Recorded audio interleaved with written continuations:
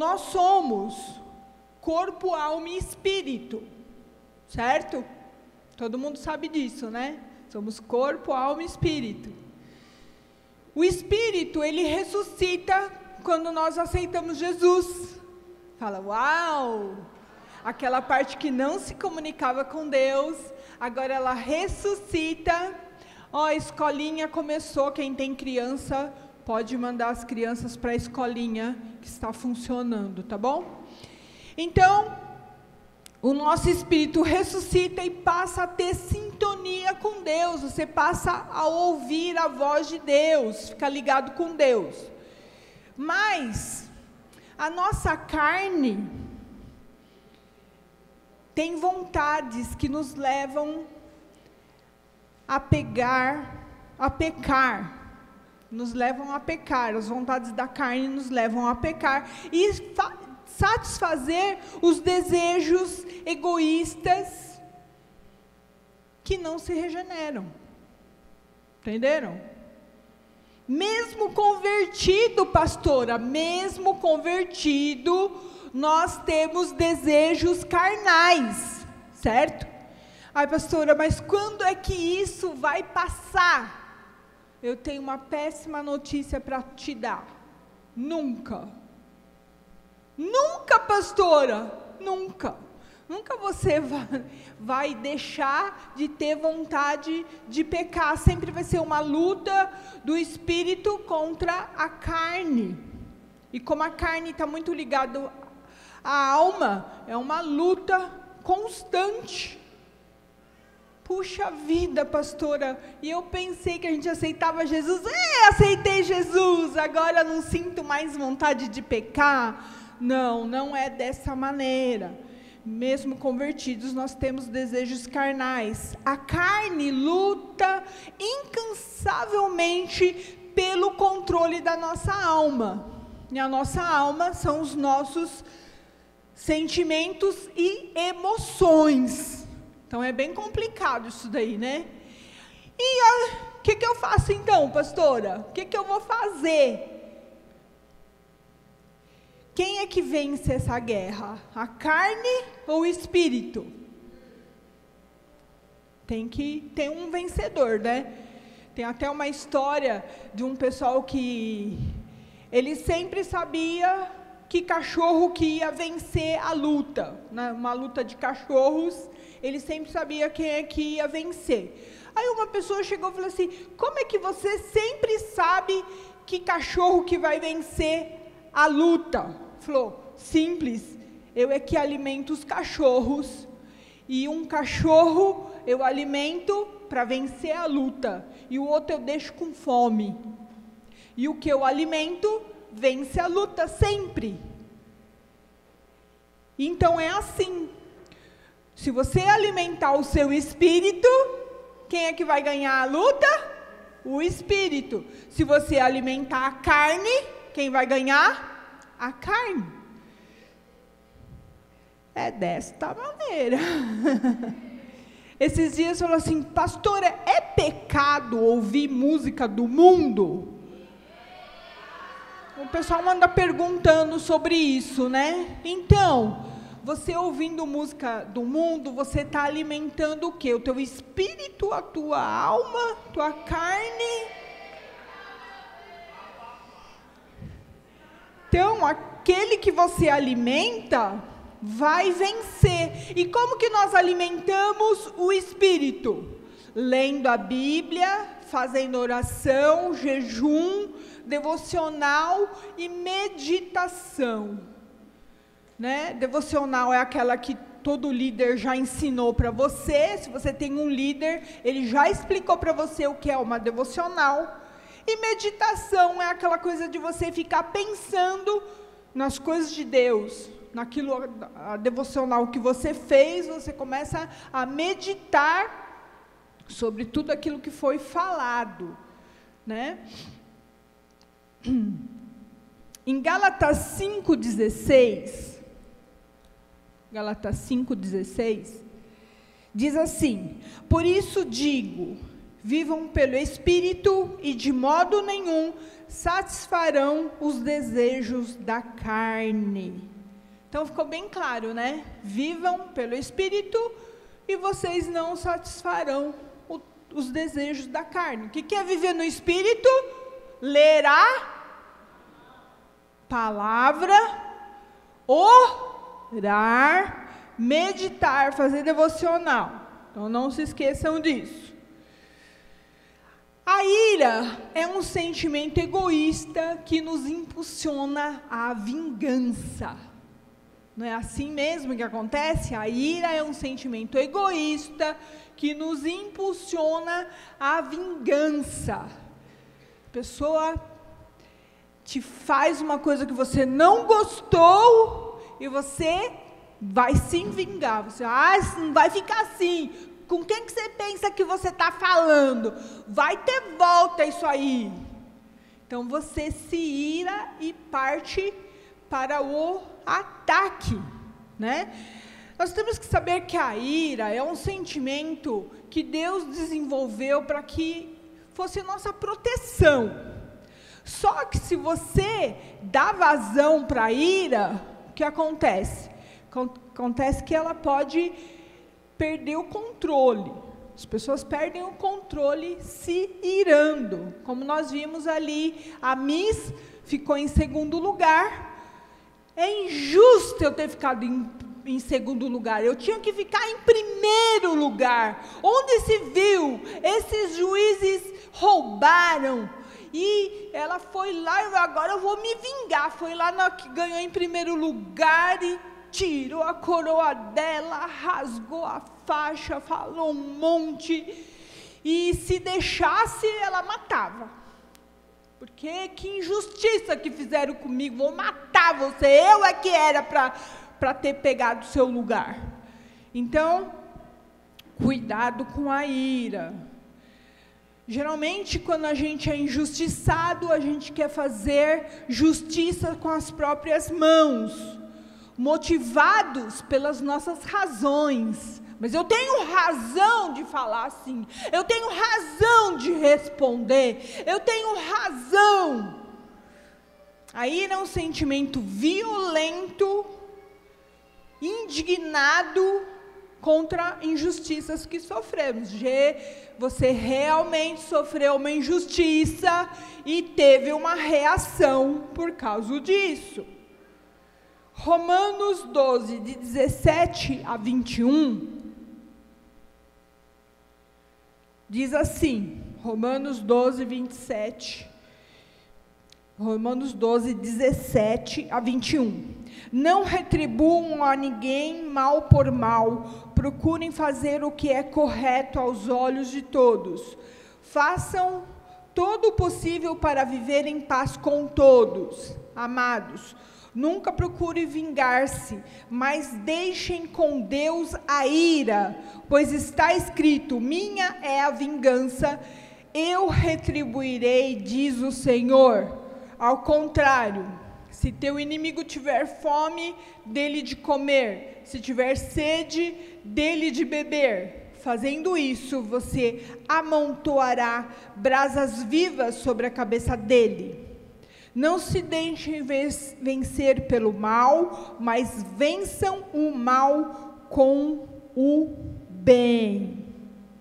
Então, quando a pessoa for injusta com você, você tem que fazer o bem para ela. Pastora, mas isso é muito difícil. Eu não disse que era fácil, mas é o que nós devemos fazer. Retribuir o mal com o bem, né?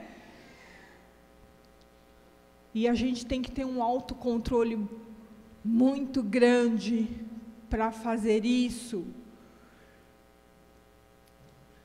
A indignação é necessária. Muitas vezes nós ficamos indignados com algumas coisas que acontecem. Por exemplo, eu ando super indignado com a Rede Globo, porque eles ficam falando mal do governo Bolsonaro. Eu fico doida da vida. Agora está pegando fogo no Amazonas. né? E é o fogo, fogo, fogo do Amazonas. E aí você vê que é normal pegar fogo essa época do ano. E não é assim uma coisa que está fora do controle, que nós somos um bando de louco e todo brasileiro agora está colocando fogo no Amazonas, né? Que a visão do mundo é que brasileiro é tonto, que põe fogo na floresta que tem. Essa visão que o mundo tem da gente. E a Rede Globo, de vez de falar, não é isso que está acontecendo, não, estão colocando mesmo, é culpa do Bolsonaro, que não está olhando para a Amazônia, que não cuida da Amazônia, e aí você vai ver reportagem de pessoas que estudam sobre a Amazônia, que eu até postei lá no meu mural, umas pessoas falando sobre o clima, sobre as queimadas, né? E você vê que é tudo uma jogada política, porque as pessoas não querem que se compre produtos do Brasil, então o mundo pinta o Brasil como aqueles que são loucos e colocam fogo na sua floresta, para o mundo não comprar os nossos produtos.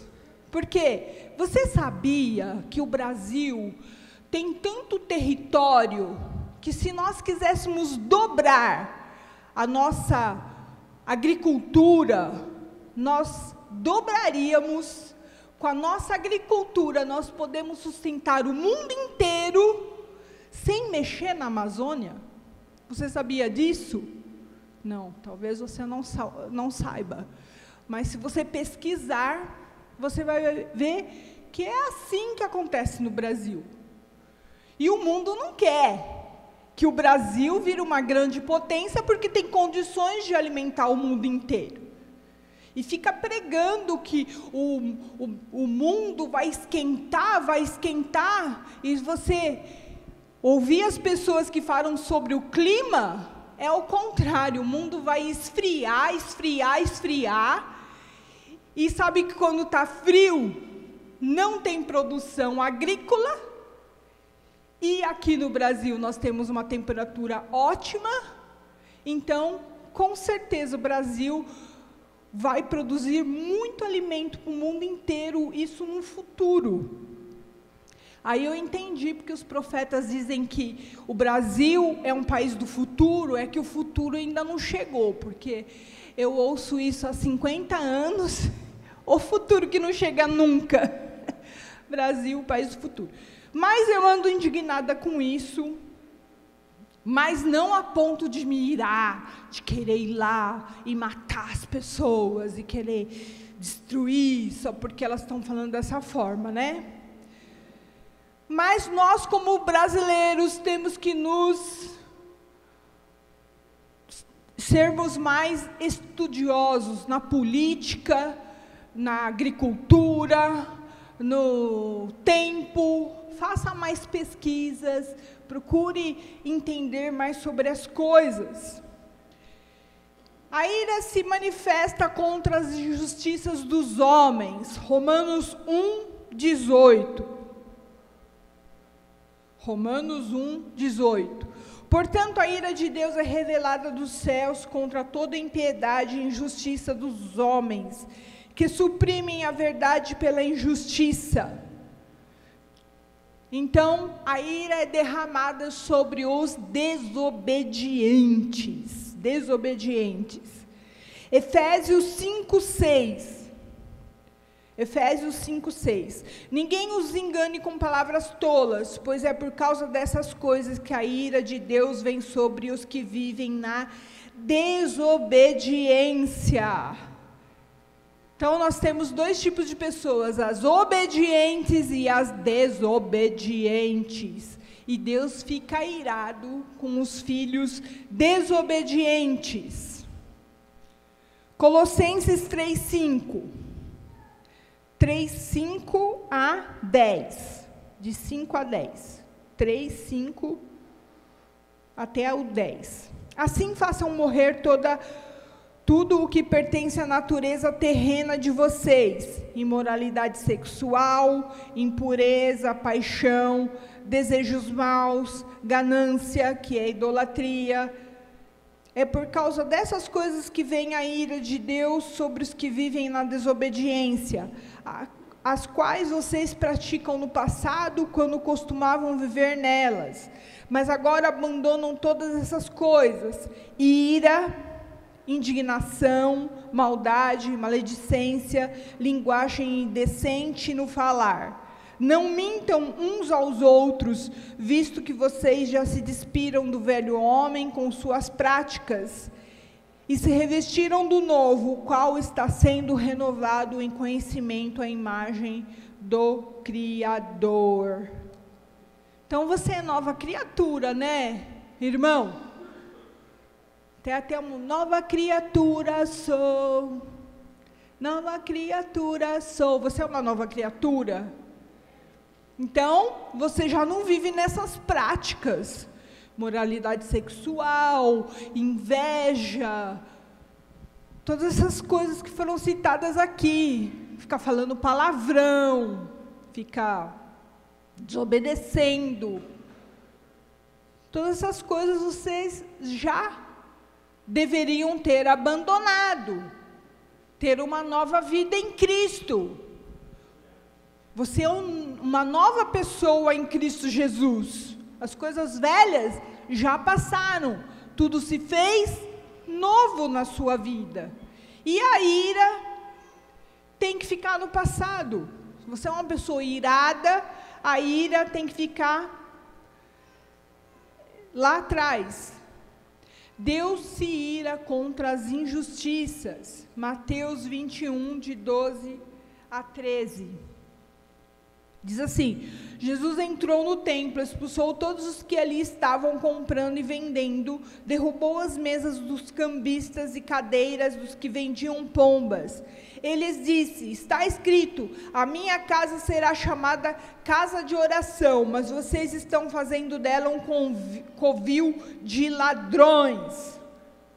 Pastora, mas você acabou de falar que a ira é pecado, e Jesus aqui entrou no templo e chutou o balde, chutou tudo lá, chutou os cambistas não, mas as mesas dos cambistas, virou a mesa, Jesus virou a mesa. Ele estava errado? Não. Por quê? Quando a sua indignação é a favor de você, você está sendo egoísta, porque eu fui injustiçado, eu vou me vingar. Mas quando você vê uma injustiça sendo feita com o irmão, aí a ira não é pecado, a indignação não é pecado. Vocês entenderam a diferença? Então, quando você fica indignado, irado, porque estão fazendo uma injustiça comigo, não é pecado. É pecado. Comigo é pecado. Quando é com o irmão, não é pecado. E todos os outros pecados também, é a mesma coisa, sabia disso? Os 7 pecados capitais. Ter um monte de comida para mim dar para os outros, não é pecado. Agora, eu querer toda a comida do mundo para mim comer, é gula. Eu ter orgulho da minha filha, pastora Andressa, não é pecado. Agora, eu me orgulhar é pecado. Você está vendo a diferença dos pecados? Então, quando é egoísmo meu, é pecado. Quando é cuidar da igreja, porque aqui Jesus está cuidando do templo, né? Então, não é pecado. Deus se ira contra as injustiças. Jesus ficou indignado e agiu violentamente, mas para proteção daqueles que frequentavam o templo.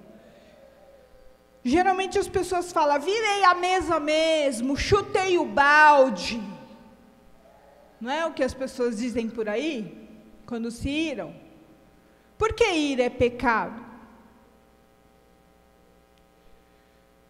Porque você está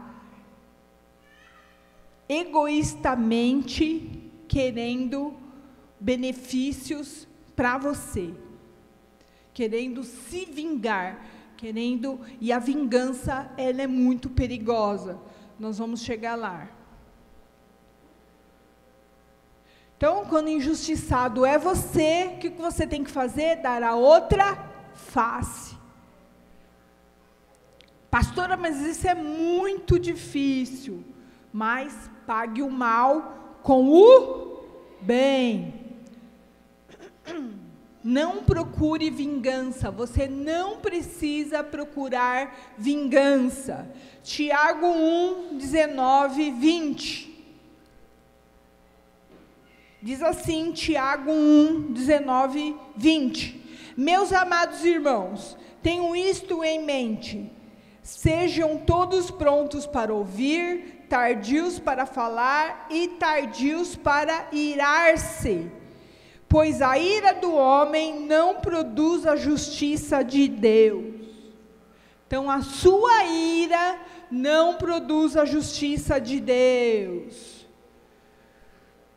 Então, quando nós sofremos injustiça, nós agimos violentamente. A ira é algo cego. Fiquei cego. Não vi mais nada na minha frente. Gente, ira é coisa de criança mimada. Eu, quando era criança, dava uns pulos assim, desse jeito, e o Aron, meu filho, fazia a mesma coisa. Quando eu ficava indignada, irada, eu dava uns pulinhos. O meu avô, Manuel, dava esses pulinhos. Eu vi com meus próprios olhos ele dando esses pulinhos. Aí eu puxei ele e o Aron puxou eu também. A pastora Andressa não faz isso, mas o Aron faz. Fica indignado e dá esses pulinhos de ira. E é muito feio. Quem vê fala assim, mimadinho, estão te contrariando, mimadinho? Tá sendo contrariado, tá? E aí, dá aquelas coisas, né? Nossa vontade foi contrariada. O sangue ferveu, pastora, ferveu o sangue, e aí eu não me controlei. Esquentou a minha cabeça esquentou, perdi a noção, fiquei cego de ódio, minha cabeça estava quente. Eu não admito ser tratada assim, não admito. Com quem que você pensa que está falando? É bem assim, quando a gente fica irado, a gente age dessa forma, fica desse jeito. Mas, quem ama não é egoísta, portanto não se ira. Quem ama não se ira. Sabia disso? Vamos ver 1 Coríntios 13, de 4 a 7. 1 Coríntios 13, de 4 a 7. Diz assim: o amor é paciente, o amor é bondoso, não inveja, não se vangloria, não se orgulha, não maltrata, não procura seus interesses, não se ira facilmente, não guarda rancor. O amor não se alegra com a injustiça, mas se alegra com a verdade. Tudo sofre, tudo crê, tudo espera, tudo suporta. O amor tudo suporta. Você viu aqui que ele não se ira facilmente. Então, se você é uma pessoa muito irada, está faltando amor, meu irmão. Está faltando amor, minha irmãzinha. Então, eu sou irada mesmo. Você precisa de mais amor. Menos ira e mais amor. Ignore a ofensa, ignore. Provérbios 19, 11. Provérbios 19, 11 diz assim: a sabedoria do homem lhe dá paciência, sua glória é ignorar as ofensas. Então, seja paciente e ignore a ofensa. Conte até 10, meu irmão. Antes de bater nos meus filhos, eu contava até 10. Para com isso, Andressa. Para com isso, Aron. Vou contar até 10. 1, 2. Já ia na direção da vara. 3, 4, 5. E eles esperavam até chegar ao número 10 para me obedecer. Aí eu falei assim: agora não vai ser mais até 10, vai ser 3. 1, 2. E eles esperavam chegar até o 3. Porque enquanto você conta, você vai se acalmando, porque filho deixa a gente meio doida. E aí você vai se acalmando para pegar a vara, para corrigir as pessoas. Aí uma vez o pai do Aron, pastor Rairini, chegou para o Aron e falou assim: 3! Ele: você não contou 1 e o 2. Mas tem que esperar contar 1, 2, para chegar no 3 para você obedecer. Porque se passasse do 3, apanhava. Contava, não obedecia, passou do 3, apanhava. Então, às vezes, contar até 10 antes de se irar é uma alternativa. A ira é destruidora. Quem bate, esquece, mas quem apanha, nunca esquece. E o mais grave agora, irmãos, a ira pode provocar a morte. Eita! A ira pode provocar a morte. Irai-vos e não pequeis. Efésios 4, 26. Efésios 4, 26. Diz assim: quando vocês ficarem irados, não pequem, apaziguem a sua ira antes que o sol se ponha. Esfria a cabeça antes que o sol se ponha. Vai ficar irado. As pessoas às vezes se iram e passam dias irado. Dias de ira. Que injustiça o que fizeram comigo. Que injustiça, que injustiça, que injustiça, que injustiça. E passa um dia, passa 2, passa 3, passa 4, passa um mês. Às vezes passa um ano. E a pessoa está irada ainda com uma situação que aconteceu no tempo. Como é que consegue viver com tanta ira? E aquilo vai piorando, piorando. Não dê espaço para a ira e os demais pecados. Vamos ver. O fruto da carne. Gálatas 5, de 19 a 21. Diz assim: ora, as obras da carne são manifesta: imoralidade sexual, impureza e libertinagem, idolatria e feitiçaria, ódio, discórdia, ciúmes, ira, egoísmo, dissensões, facções, inveja, embriaguez, orgias e coisas semelhantes. Eu os advirto, como antes já os adverti. Aqueles que praticam essas coisas não herdarão o reino de Deus. Não herdarão o reino de Deus. Eu sou irada mesmo, não consigo me controlar. Pois você não vai conseguir ser irada lá no céu, viu?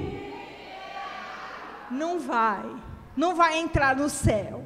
Então, ou você resolve esse teu probleminha aqui na terra, ou você não vai entrar lá no céu. Olha só. Isso é a Bíblia que diz. A ira pode provocar a morte. Caim mata seu irmão Abel num acesso de ira. Foi o primeiro assassinato acontecido no mundo. Caim mata Abel. Gênesis 4, de 5 a 8. Mas não aceitou Caim a sua oferta, por isso Caim se enfureceu e o seu rosto se transformou. Mas o Senhor disse a Caim: por que você está furioso? Por que se transtornou o seu rosto? Se você fizer o bem, não será aceito, mas se não o fizer, saiba que o pecado o ameaça a porta e ele deseja conquistá-lo, mas você deve dominá-lo. Disse, porém, Caim a seu irmão Abel: vamos para o campo. Quando estavam lá, Caim atacou seu irmão Abel e o matou. Sabe que essa história é muito interessante? Foi o primeiro questionamento que eu fiz na minha vida quando eu era criança. Porque eu comecei a ler a Bíblia, eu era criança, tinha 8, 9 anos, não lembro direito. Mas eu ganhei a Bíblia em quadrinhos e comecei a ler. E quando eu li a história de Caim e Abel, eu cheguei para o meu pai e falei assim: pai, por que Deus não aceitou a oferta de Caim? Coitado do Caim, ele fez lá a oferta dele com as coisas da terra, com os frutos da terra, com os cereais da terra. Por que o coitado de Deus não aceitou? Por que Deus não aceitou a oferta dele? E aí o meu pai falou assim: não, porque Abel deu a melhor oferta. Ah, por quê? A resposta é essa: a oferta de Caim era melhor do que a de Abel. Aí eu cheguei no pastor da igreja, não gostei da resposta, cheguei no pastor da igreja e falei: pastor, por que Deus não aceitou a oferta de Caim? Que ele ficou tão bravo e matou o irmão dele? Porque Abel deu a melhor oferta. Passaram-se anos e eu não engoli essa história. Eu falei: como assim? Só porque a oferta de um era melhor do que da outra? Não, isso aí não tem muita lógica isso. Deus podia ter aceitado a oferta de Caim, afinal de contas ele foi lá, pegou lá os legumes, as coisas que ele plantava lá. Até que Deus me revelou que só há remissão de pecados quando há derramamento de sangue. E Abel pegou das primícias a melhor ovelha e sacrificou ela a Deus. E esse é o verdadeiro sacrifício, é a oferta da ovelha. E a maior oferta, quem deu foi Deus, que deu o seu filho para morrer na cruz, derramando o seu sangue para que você fosse salvo. Essa é a maior oferta de todas. E Abel entendeu isso, e Caim não. E ao invés de ele falar assim: ele deu a melhor oferta, então deixa eu aprender com ele, Não, ele ficou irado. Sabe por quê? Porque ele amava a terra, ele amava o dinheiro, que não existia na época, mas se fosse nos nossos tempos agora. Caim amava o dinheiro, Caim amava as coisas da terra, Caim amava a terra. Caim não queria saber da eternidade, ele gostava era da terra.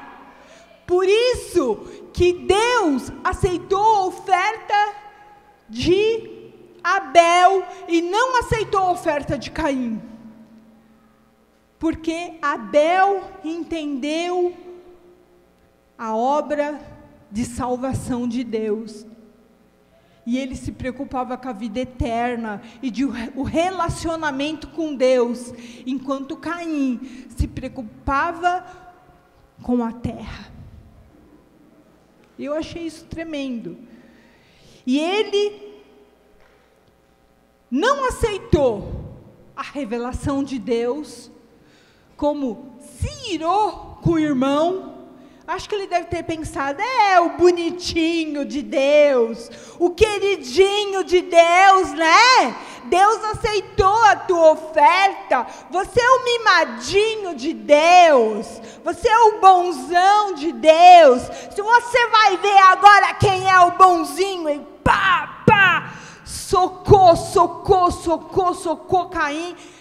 Caim socou Abel até matar. A ira pode fugir do controle, fazendo com que você mate uma pessoa. Mate uma pessoa. Moisés fica irado com o povo. Ele vai lá no monte para Deus escrever os 10 mandamentos. E quando ele volta com as tábuas, né, foram escritas numa pedra, o que ele vê? O povo adorando um bezerro de ouro. Então você tem a tua cédula e cuida da pessoa, e ministra na vida das pessoas, e tira os demônios da vida da pessoa, e cuida. Aí você sai para falar com Deus. Quando você volta, o que o pessoal fez? Está adorando um bezerro de ouro. Aí é da gente ficar com raiva, não é? Assim, meu Deus, eu ensinei tanto, eu falei tanto, olha só o que esse povo está fazendo. E aí ele pega e quebra as tábuas. Essa ira de Moisés foi justa ou não foi justa? Foi justa, porque não era ele que estava se sentindo injustiçado. Ele estava indignado com o povo que estava fazendo coisa errada. Em Êxodo 32:19 diz: quando Moisés aproximou-se do acampamento, viu o bezerro e as danças, irou-se e jogou as tábuas no chão, ao pé do monte, quebrando-as. Depois, Deus manda Moisés ferir a rocha. Isso está em Êxodo 17:6, mas eu não vou ler, não. Depois Deus manda falar com a rocha. Isso está em Números 20, de 7 a 13, também não vou ler, porque é muito comprido. E, quando ele feriu a rocha, ele estava indignado com o povo de novo, e não fez errado. Mas quando ele era para falar com a rocha, e ele fere a rocha, aí ele errou. Porque ele estava se sentindo injustiçado. Eu tenho feito tudo por esse povo, tenho lutado por esse povo, e olha esse povo, como é que me trata. Eu não mereço estar passando por isso, eu não mereço. E aí ele vai, de vez de falar com a rocha, ele fere a rocha, e por isso Moisés não entra na terra prometida. Por causa dessa atitude. Por quê? Porque Deus mandou ele fazer uma coisa e ele fez outra coisa. Ah, mas ele está virado. Então, não podia estar irado também, né? Sansão se ira e faz cair o templo de Dagon e morre junto com todo mundo que ali estava. Quem conhece a história de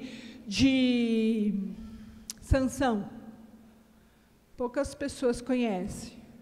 Sansão é filho de um profeta que não podia ter filhos, e aí ele vem E aí a mãe dele faz um voto de nazireu nele. Então eu não podia tomar vinho e nem cortar o cabelo.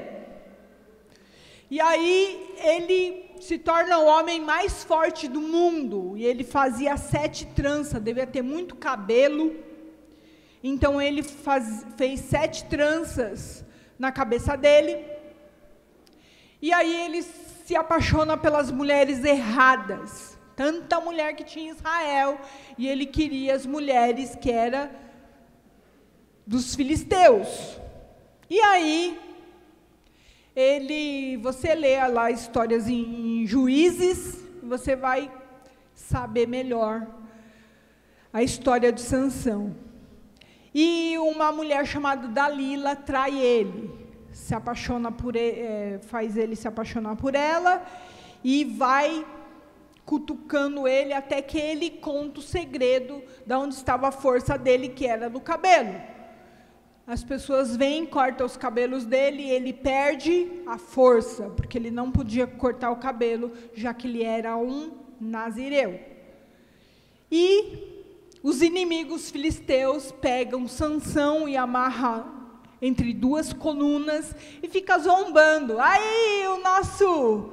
Porque Sansão era terrível, ele derrotava todos os filisteus, ele aprontava. Se você ler o livro de Juízes, você vai ver mais detalhes sobre a história. E aí cegaram, Sansão ficou cego. Furaram os olhos dele, amarraram ele entre 2 colunas e ficaram zombando dele. E ele pediu para Deus devolver as forças dele, e ele arranca as 2 colunas e aquele templo cai todinho sobre ele e sobre todas as pessoas que lá estavam. Então a ira leva à morte. E você me pergunta, Sansão foi para o céu ou para o inferno? Sei lá, quando você chegar no céu, você vê se Sansão está lá ou não.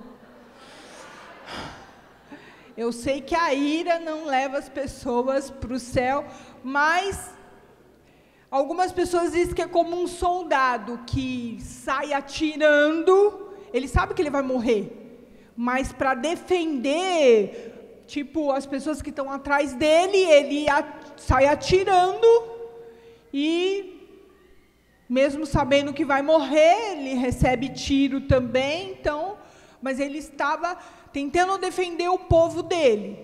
Então, algumas pessoas dizem que sim, que Sansão vai para o céu. Eu não sei. Não sei, tem coisa que só Deus sabe, né? Não sei.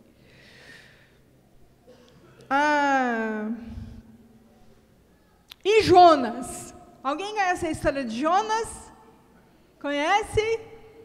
Muito interessante a história de Jonas, né?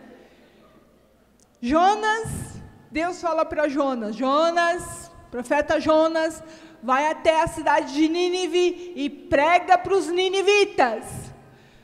Aí Jonas fala, vou, só que não. Jonas não quer ir. Por quê? Porque os ninivitas, eles mereciam mesmo a morte. Pensa comigo, se não. Os caras eram muito mala, eram idólatras. E eles, quando pegavam o inimigo, eles empalavam os inimigos. Sabe o que é empalar o inimigo? Enfia um pau no cara até sair pela boca. Nem vou falar por onde que enfia o pedaço do pau. E aí, o que acontecia? Se o pedaço de pau pegasse algum órgão vital, tipo fígado, rim, estômago, alguma coisa assim, a pessoa morria. Só que, às vezes, quando enfiava o pedaço de pau, não pegava órgãos vitais, e a pessoa ficava pendurado nesse pau dias. E era uma morte terrível. Imagine você enfiado que nem um espeto, né? E então, Jonas não gostava dos ninivitas. Ele olhava para os ninivitas e falava assim: tem mais é que morrer esse povo maldito. E muitas vezes nós olhamos para algumas pessoas e a gente tem esse coração irado de falar assim: ô miséria, por que já não morreu, miséria? Está fazendo o que nessa vida? Muitas vezes nós olhamos para uma pessoa que é um estrupador, por exemplo. Você olha e fala assim: ô miséria, morre aí. Não é não? Você olha um assassino, você fala assim: por que essa miséria não morreu ainda? Não é? Talvez seja o seu coração de olhar e desejar a morte da pessoa.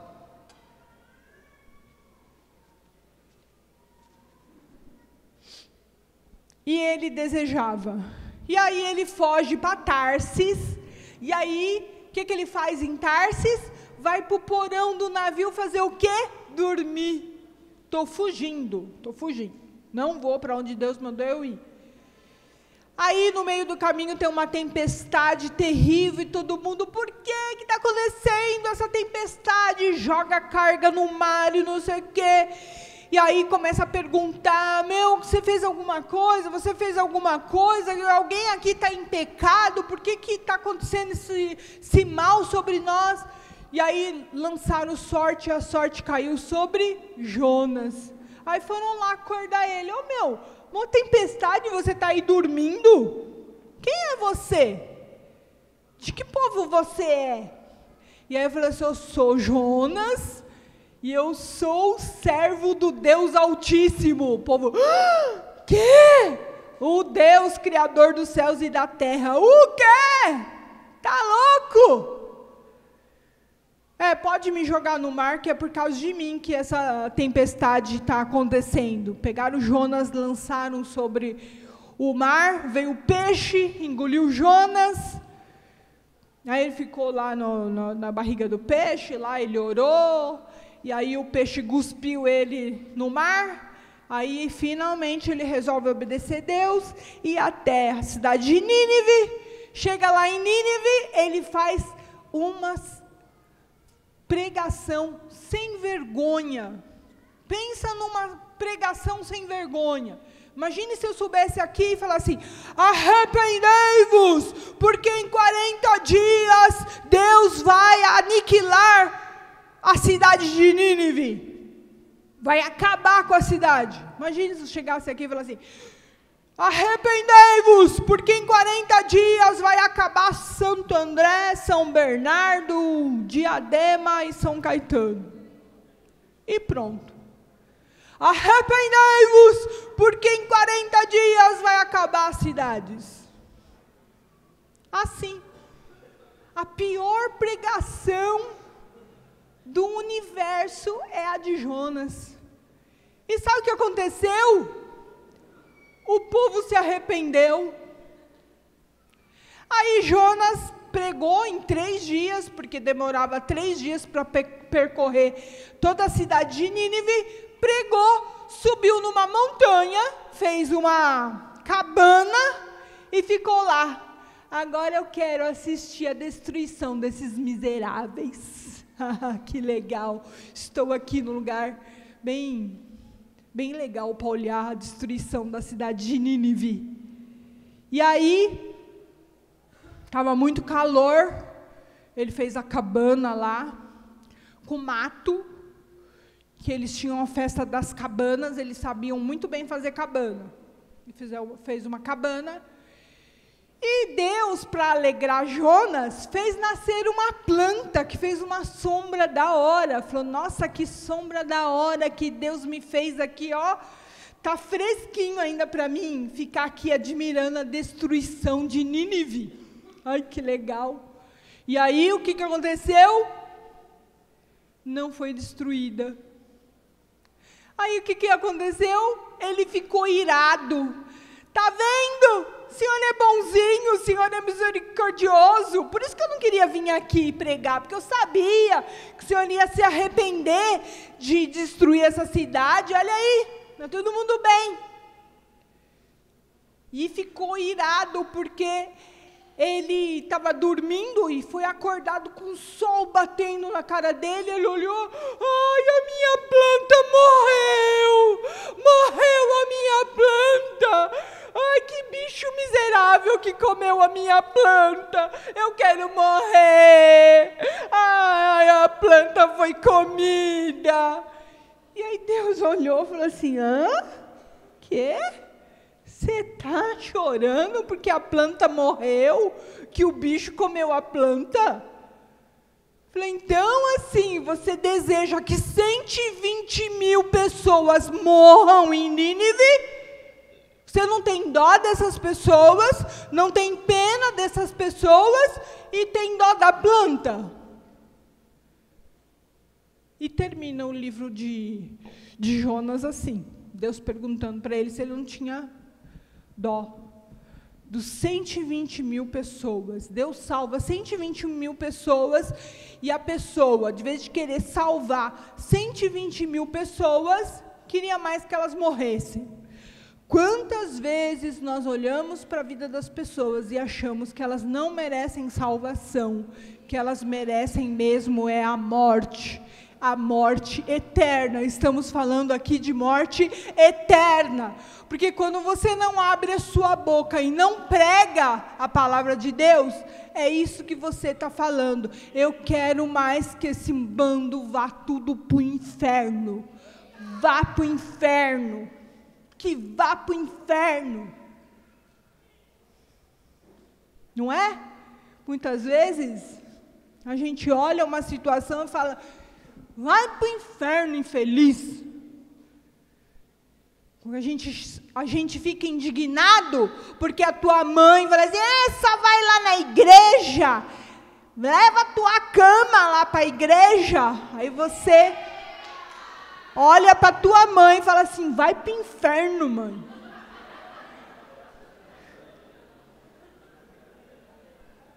Você vai pregar para os seus amigos e os seus amigos olham para você e falam assim, crentinha, crentinho, o santinho. E você olha e fala assim, vai para o inferno, infeliz.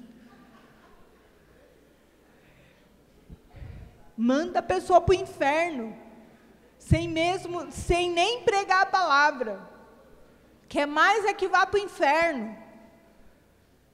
Você olha a mulher lá que matou os pais lá e deseja que a pessoa vá para o inferno. Quando você se ira, muitas vezes, você deseja que as pessoas morram e vão para o inferno. E qual é a conclusão que nós chegamos? A conclusão é a seguinte, você tem que saber, quando você se ira, uma carga de adrenalina, cortisol e noradrenalina é despejada sobre o seu corpo. E isso causa uma reação em você. Isso deixa você com a cabeça quente, com os olhos cego de ódio. Então, quando você chega perto de um animal, o que ele faz? Ele se prepara para fugir. Quando ele se sente encurralado, ele ataca. A mesma coisa acontece com o ser humano. Quando ele fica irado, ele tem uma reação. Vira Hulk. Né? Dá aquela reação no corpo. Então você tem que saber que aconteceu uma reação química no teu corpo. Você virou Hulk. O que você tem que fazer? Partir para a agressão? Não. Respire fundo. Todo mundo respirando fundo. Conte até 10. 1, 2, 3, 4, 5, 6, 7, 8, 9, 10. Pense, eu não preciso reagir violentamente. Você pensa? Eu não preciso responder a essa agressão. Você pode pedir para discutir o assunto depois, vamos discutir mais tarde. Eu não estou em condições de discutir o assunto agora. Se for no Facebook, você escreve a resposta, mas não poste. Espera 10 minutos. Lê de novo, e aí você decide se você vai postar ou não aquela malignidade que você escreveu. Entendeu? Então você se ira, escreve, porque escrever desabafa. Mas não poste. Espera uns 10 minutos, você lê de novo, relê, lê umas 10 vezes, aí depois, se não tiver nada maligno, você posta aquilo que às vezes você lê uma coisa e acha que a pessoa está te agredindo, né? E aí você vai querer responder e piora as coisas muito, muito, muito, muito. Quantas vezes eu me arrependi de ter respondido, de ter postado coisas no Facebook, no Instagram, seja lá onde for. Quem nunca, né? Quem nunca se arrependeu? Pense na outra pessoa como uma pessoa frágil, que tem problemas. A pessoa está me agredindo, mas ela é uma pessoa frágil, que precisa da minha ajuda, e não da minha violência, e não da minha agressão, e não da minha falta de perdão. Vou agir com ela benignamente. Vou agir com ela benignamente. Então, essa é a estratégia. Então, saiba que está sendo derramado do seu corpo substâncias que vão fazer você se transformar no Hulk. E aí, respira fundo, conta até 10. Não poste aquilo que você escreveu no Facebook, no Instagram, seja lá onde for. Deixe para discutir o assunto mais tarde. E saiba que seu irmão é frágil e precisa da sua ajuda, precisa do seu amor, precisa do teu carinho e não da sua agressão, da sua malignidade. Amém? Então, quero que todos que querem ter o controle da ira, venham aqui.